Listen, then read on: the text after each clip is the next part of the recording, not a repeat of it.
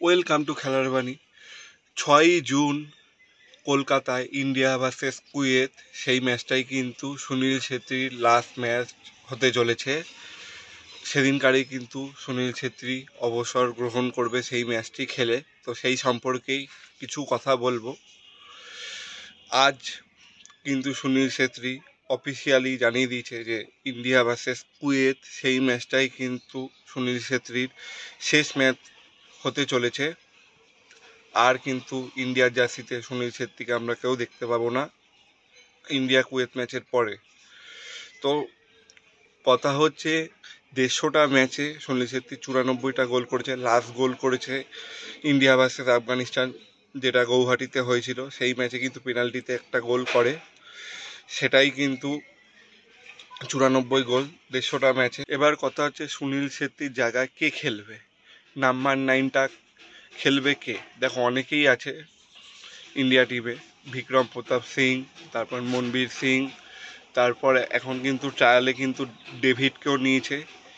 এদের মধ্যে কিন্তু ভবিষ্যতে সুনীল ছেত্রীর রিপ্লেসমেন্ট হতে পারে। হয়তো সুনীল ছেত্রীর মতো না হলেও ইন্ডিয়া এমন কাউকে খোঁজা উচিত বা তৈরি করা উচিত যে মানে গোল করে ম্যাচ জেতাবে। মূল কথা হচ্ছে গোল করে ম্যাচ জেতানো। সুনীল ছেত্রীর রিপ্লেসমেন্ট কিন্তু অবশ্যই পাওয়া যাবে পরবর্তীকালে ভবিষ্যতে। সুনীল ছেত্রী কিন্তু তার লাস্ট ম্যাচ 151তম ম্যাচ, সেটা কিন্তু খেলতে চলেছে কলকাতাতে 6ই জুন যুব ভারতী ক্রীড়াঙ্গনে খেলাটা হবে।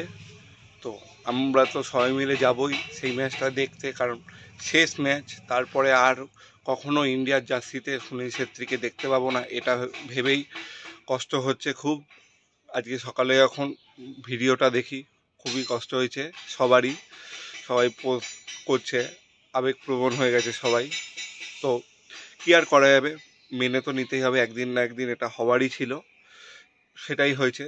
তো সারা জীবন তো আর খেলবে না সে, তো এটাকে মেনে নিতে হবে। আর তোমরা কমেন্টে জানাও তোমাদের সুনীল ছেত্রীর 150তম ম্যাচের মধ্যে কোন গোলটা সবচেয়ে বেশি ভালো লেগেছে। কমেন্টে আমাকে জানাও কোন ম্যাচটা সুনীল ছেত্রীর সবচেয়ে বেশি ভালো লেগেছে, সেটা আমাকে কমেন্ট করে জানাও। আর ভিডিওটা ভালো লাগলে লাইক, শেয়ার অ্যান্ড সাবস্ক্রাইব করো। আর কমেন্টে জানাতে বললাম।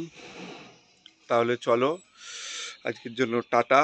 আর হ্যাঁ, ফেসবুক আর ইনস্টাগ্রাম পেজটা অবশ্যই ফলো করো, সেখানেও কিন্তু আপডেট দিই।